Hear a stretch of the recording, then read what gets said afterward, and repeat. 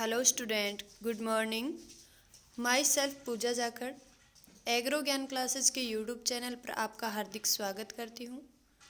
Soil chemistry में अपना topic चल रहा था मैन्योर का, जिसमें इससे पहले वाले वीडियो के अंदर अपन ने FIM और कंपोस्ट के बारे में पढ़ लिया है। आज के इस वीडियो में अपन बात करेंगे वर्मी कंपोस्ट और ग्रीन मैन्योरिंग। तो जैसा कि आपको पता है, आपके जो इम्पोर्टेंट क्वेश्चन आते हैं उनको इसमें ऐड किया गया है, तो साथ साथ में आप अपने नोट्स हैं वो प्रिपेयर करते रहें। और एग्रो ज्ञान क्लासेस के यूट्यूब चैनल पर अगर आप नए हैं तो चैनल को सब्सक्राइब कीजिए, लाइक कीजिए और अपने दोस्तों के साथ शेयर कीजिए। तो आइए शुरू करते हैं। सबसे पहले वर्मी कंपोस्ट। वर्मी कंपोस्ट की डेफिनेशन क्या होती है कि केंचुओं के द्वारा जो अपशिष्ट होता है उसको पचाकर जो कंपोस्ट तैयार की जाती है, जो मैन्योर बनाई जाती है, उसी को क्या कहते हैं? Vermi compost. यानी कि केंचुओं के द्वारा कृषि अपशिष्ट या कृषि अपशिष्ट के साथ साथ जो घरेलू वेस्टेज होता है उसको अपघटित कर जो कंपोस्ट तैयार की जाती है, उसी को क्या कहते हैं? वर्मी कंपोस्ट कहा जाता है। वर्मी कंपोस्ट जो है, इसके अंदर जो माइक्रो ऑर्गेनिज्म होते हैं जिसमें से एक्टिनोमाइसीट्स की संख्या है वो FIM की तुलना में 8 गुना अधिक पाई जाती है। ये इम्पोर्टेंट क्वेश्चन है, इसको ध्यान में रखना। वर्मी कंपोस्ट के अंदर एक्टिनोमाइसीट्स की जो संख्या है या मात्रा है वो सामान्य जो FIM होती है उससे 8 गुना अधिक पाई जाती है। इसके अलावा अपन बात करें कि वर्मी कंपोस्ट के अंदर नाइट्रोजन, तो नाइट्रोजन है वो 2.5 से 3% होती है। फास्फोरस और पोटास है वो 1.5 से 2% होती हैं। तो आप इसको नोट कर लीजिए। नाइट्रोजन है वो 2.5 से 3% होती है, और फास्फोरस और पोटास की बात करें तो 1.5 से 2% होती है। नेक्स्ट देखिए कि जो केंचुए होते हैं उनकी कौन कौन सी प्रजातियां पाई जाती है, केंचुए कितने प्रकार के होते हैं। तो केंचुए हैं वो 3 प्रकार के होते हैं। सबसे पहले हैं एपेजिक केंचुए, दूसरे होते हैं एंडोजिक केंचुए और तीसरे होते हैं डायोजिक। देखिए, सबसे पहले अपन बात करते हैं एपेजिक टाइप के जो केंचुए हैं उनकी क्या विशेषता होती है और इसका एग्जाम्पल क्या होता है, तो इसको आप ध्यान में रखना। ये जो एपेजिक केंचुए होते हैं, इंडिया के अंदर सबसे ज़्यादा वर्मी कंपोस्ट बनाने के लिए इनका यूज किया जाता है। वर्मी कंपोस्ट बनाने में सबसे ज़्यादा बेनिफिशियल जो होते हैं वो एपेजिक होते हैं। ये सोइल के अंदर 1 मीटर की गहराई तक रहते हैं, मृदा के अंदर 1 मीटर की गहराई तक पाए जाते हैं, और ये 90% कृषि अपशिष्ट को खाते हैं, जबकि 10% जो सोइल होती है उसको खाते हैं। अपन इनके एग्जाम्पल की बात करें तो आइसिनिया फाइटिडा जो सबसे बेस्ट केंचुए की प्रजाति है, अपने राजस्थान के लिए भी सबसे बेस्ट है वो आइसिनिया फाइटिडा है। तो आइसिनिया फाइटिडा है, ये एपेजिक टाइप का केंचुआ है, इसको ध्यान में रखना। नेक्स्ट अपन बात करते हैं इसके अंदर एंडोजिक। एंडोजिक में ये 1 से 3 मीटर की गहराई तक रहते हैं, यानी कि सोइल के अंदर 1 से 3 मीटर की गहराई तक पाए जाते हैं। ये क्या करते हैं कि 90% तो सोइल खाते हैं और 10% जो कृषि अपशिष्ट होता है उसको खाते हैं।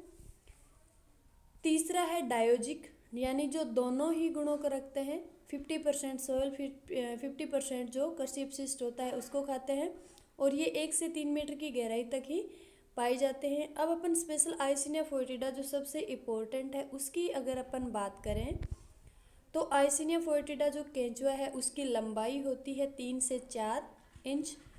आइसिनिया फोर्टिडा है ये लाल रंग का होता है, 90% कार्बनिक पदार्थ और 10% क्या खाता है? सोइल खाता है। ये जो केंचुआ है, एक प्रजनन केंचुआ 6 माह में 250 केंचुए तक पैदा कर सकता है। और अगर अपन बात करें कि वर्मी कंपोस्ट है उसको बनाने की मेथड आपसे कोई नहीं पूछेगा। वर्मी कंपोस्ट है वो अगर प्रॉपर इन्वायरमेंट मिल रहा है तो आपके 60 दिन में पककर तैयार हो जाती है, तो इसको भी आप ध्यान में रखना। उसके बाद में है प्रयोग विधि। तो जो वर्मी कंपोस्ट है वो FIM की तुलना में खेत के अंदर कम प्रयोग की जाती है। खेत की तैयारी के समय 2.5 से 3 टन प्रति हेक्टेयर की दर से इसका प्रयोग है वो किया जाता है। नॉर्मल जो फील्ड क्रॉप होती है उसके लिए 2.5 से 3 टन प्रति हेक्टेयर की दर से प्रयोग करते हैं। खाद्यान्न जो सीरियल क्रॉप होती है उसके लिए 5 से 6 टन, और सब्जियों के अंदर अपन बात करें तो 5 से 7.5 टन, और जो फलदार वृक्ष होते हैं उनके अंदर 5 केजी पर प्लांट, यानी कि एक पौधे के अंदर 5 केजी FYM है वो यूज किया जाता है।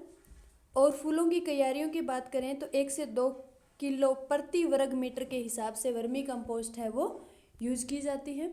तो ये थी वर्मी कंपोस्ट। अपना नेक्स्ट टॉपिक है ग्रीन मैन्योरिंग। हरी खाद क्या होती है?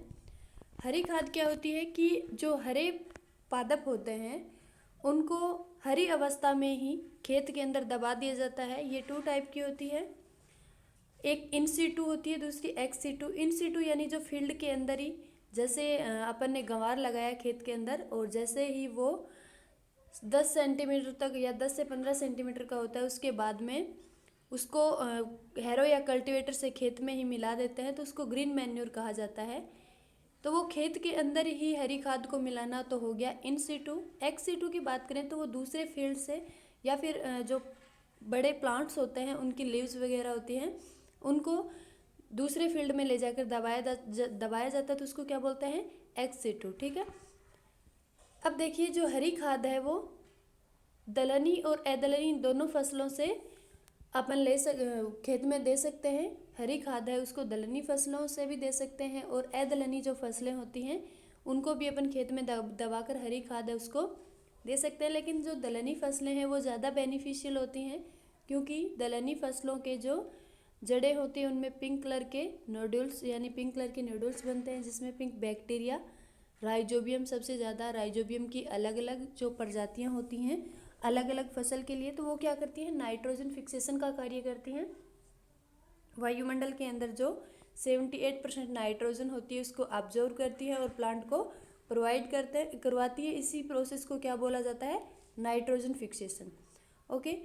तो अब देखिए कि हरी खाद के लिए कौन कौन सी फसलें हैं वो सबसे ज़्यादा उपयुक्त होती हैं, और वो कितनी मात्रा में एक फील्ड को नाइट्रोजन है वो उपलब्ध करवाती हैं।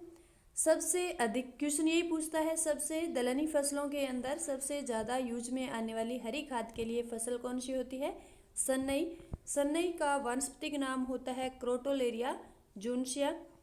ये 80 किलो नाइट्रोजन प्रति हेक्टेयर एक फील्ड को प्रोवाइड करवाती है। दूसरी है ढेंचा। इसका वानस्पतिक नाम है सस्बेनिया रोस्ट्रेटा, और ये 75 केजी नाइट्रोजन प्रति हेक्टेयर एक फील्ड के अंदर प्रोवाइड करवाती है। उसके बाद में है गंवार।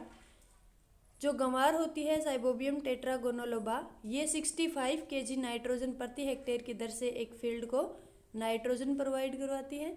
और लोबिया है विग्ना साइनेंसिस, 60 केजी नाइट्रोजन प्रति हेक्टेयर की दर से एक फील्ड को प्रोवाइड करवाती है। उसके बाद में है अदलहनी फसलें, जिसके अंदर मक्का, जौ, ज्वार ये सबसे अधिक प्रचलन में है, यानी कि सबसे अधिक जो नाइट्रोजन है वो मक्का, जौ, ज्वार ये काम में ली जाती हैं। अब देखिए कि हरी खाद बनाने के लिए फसल के अपघटन के लिए फील्ड का जो टेम्परेचर होता है वो 25 से 35 डिग्री सेल्सियस तक रहना उपयुक्त होता है। हरी खाद है उसको खेत में उसकी जो पलटाई है वो कब की जाती है, यानी कि खेत के अंदर कब मिलाया जाता है? तो हरी खाद है जब फसल है वो पुष्पन क्रिया में आरंभ हो, यानी बिफोर फ्लावरिंग ही अपन क्या करते हैं? खेत में दबा देते हैं। खरीफ की फसल को पलटने का कार्य अगस्त के प्रथम सप्ताह में ही किया जाता है। ढेंचा व सनई को 45 दिन बाद, यानी कि सोविंग के 45 दिन बाद खेत के अंदर मिलाया जाता है, जबकि सनई को 50 दिन के बाद मिलाते हैं, क्योंकि इसमें रेशे हैं वो अधिक पाए जाते हैं, इसलिए इसका अपघटन है वो भी थोड़ा लेट ही होता है। तो 50 दिन बाद इसको मिलाते हैं। सामान्यतः हरी खाद की पलटाई है वो 1.5 से 2 माह बाद अगली फसल की बुआई करते हैं, यानी कि इसके कहने का मतलब है कि अपन हरी खाद है वो जैसे FYM है उसको 1 महीने पहले खेत के अंदर मिलाया जाता है, फसल बोने के 1 महीने पहले मिलाते हैं। इसी प्रकार किसी भी फसल की बुआई से 1.5 से 2 माह पहले हरी खाद है उसको खेत के अंदर मिलाया जाता है, तो इसको ध्यान में रखना। नेक्स्ट टॉपिक है अपना ऑयल केक्स यानी कि एक तो ऑयल केक भी होती है और नॉर्मल केक जो होते हैं खड़ी की खाद जिसको केक्स बोला जाता है। ऑयल केक में क्या होता है कि जो तिलहनी फसलें होती हैं, ऑयल क्रॉप जो होती हैं, उनका तेल निकालने के बाद में जो अपशिष्ट बचता है उसको ऑयल केक के नाम से जाना जाता है।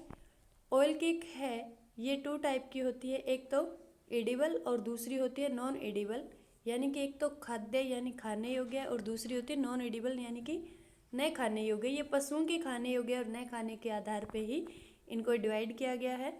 तो पशुओं के खाने वाली जैसे कपास की खड़ी होती है जिसका बिनोला है वो अलग कर लेते हैं, उसके बाद में जो वेस्टेज बचता है उसको तेल निकालने के बाद में जो बिनोला होता है उसका अपशिष्ट बचता है उसको खड़ी कहा जाता है, यानी कि कपास की खड़ी उसको बोलते हैं। मूंगफली का तेल निकालने के बाद में सरसों, तारा मीरा, तिल, नारियल इन सब का तेल निकालने के बाद में जो अपशिष्ट बचता है उसी को खाद्य खलियाँ कहा जाता है। और दूसरा है अखाद्य खलियाँ जिसके अंदर अरंडी, महुआ, नीम और करंस। एक क्वेश्चन आप ध्यान में रखना कि खाद्य खलियों के अंदर सबसे ज़्यादा नाइट्रोजन है वो मूंगफली के अंदर पाई जाती है। मूंगफली के अंदर 5.25% नाइट्रोजन होती है, जबकि अखाद्य खलियों की बात करें तो नीम के अंदर सबसे ज़्यादा नाइट्रोजन है वो पाई जाती है, 7.4% नाइट्रोजन होती है नीम के अंदर। अब देखिए अलग अलग आगे अपन एक एक खली है और इनका यूज है वो अलग अलग पढ़ेंगे। सबसे पहले अरंडी की खली। तो अरंडी की खली है इसका अपघटन भी धीरे धीरे होता है। ये छिलके सहित और छिलके रहित दोनों टाइप की होती हैं। इनका मुख्य कार्य है दीमक की रोकथाम के साथ साथ अन्य कीटनाशी का कार्य भी करती है। अरंडी की खली का प्रयोग है वो आलू, गन्ना और सब्जियों में किया जाता है। इनकी पर हेक्टेयर अपन डोज की बात करें तो 1 से 1.2 टन प्रति हेक्टेयर की दर से फसल की बुआई से 2 सप्ताह पूर्व चूर्ण मिलाकर फील्ड के अंदर यानी उसको छिड़क कर इसका यूज है वो किया जाता है। नीम की खड़ी है इसमें निम्बोली के बाद जो कीटनाशी का गुण है वो मतलब कि जो निम्बोली होती है उसे तेल निकालने के बाद में जो वेस्टेज बचता है वो अपन खेत में छिड़कते हैं तो कीटनाशी के रूप में कार्य करता है। और इसकी खड़ी के अंदर एजेडिरेक्टिन नामक का एक रसायन पाया जाता है।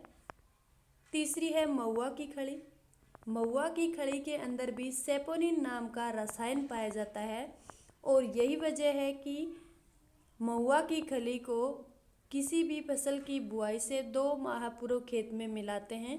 क्यों मिलाते हैं? क्योंकि सेपोनिन जो पदार्थ होता है इसके अंदर सेपोनिन जो रसायन होता है उसका अपघटन बहुत ही धीरे धीरे होता है, इसलिए इसको मिलाते हैं 2 माह पूर्व, यानी कि किसी भी फसल की बुआई के 2 माह पूर्व ही इसका यूज है वो खेत के अंदर किया जाता है।